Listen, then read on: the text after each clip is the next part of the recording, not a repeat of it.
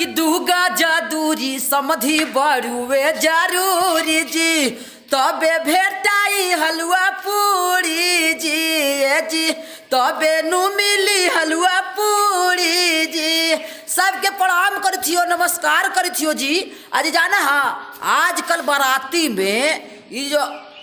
सरकार ऑर्डर दिलथिन 50 गो के चलल जाए 200-300 भीड़ में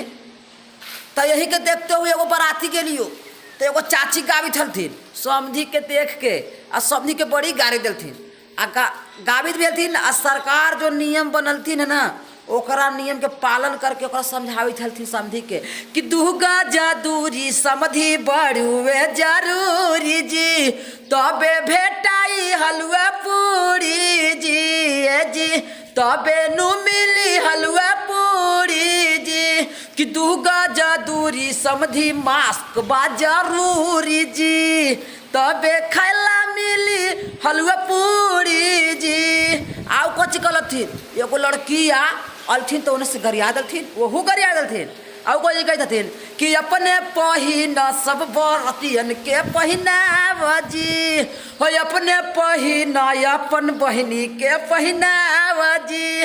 तबे भेटाई हलवा पूरी जी तबे न मिली हलवा पूरी जी। यही से कहती हो कि मास्क लगा के चुमावन करिया गांव देहात के आ मास्क लगा के जाऊँ बाराती लेकिन मास्क लगाऊंगा 2 गज जरूरी है समझ लूँ कि हाथे सैनिटाइज करके कि हाथ गोड़ में सगरों से सैनिटाइजर लगाई हाजी अपना बहिनिया के नचाई हाजी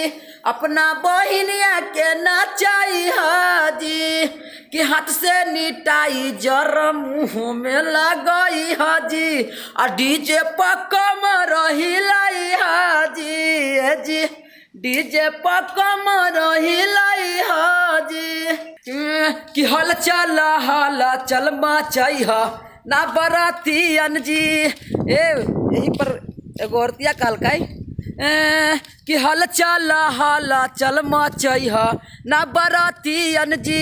चलल हो वायरस कोरोना जी चलल हो वायरस कोरोना जी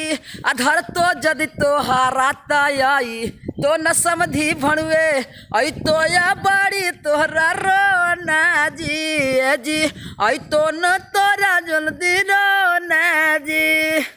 कि लगाला समझिए भणुए माँ सैनिटाइजर हम देंगे लगाला बरतिए भणुए मास्क सैनिटाइजर हम देंगे यदि न लगई बात मास्क खाए लगी ना देंगे। सबके प्रणाम नमस्कार। हम प्रकाश क्लब बिल्डरवा के पापा और आप सब स्वस्थ रहें मस्त रहें और घर में रहें सुरक्षित रहें। मास्क लगाइए बाराती जाइए खाइए लेकिन मास्क लगाइए सैनिटाइजर लगाइए और इस वीडियो को शेयर करिए लाइक करिए चैनलवा को सब्सक्राइब करूँ ना जी।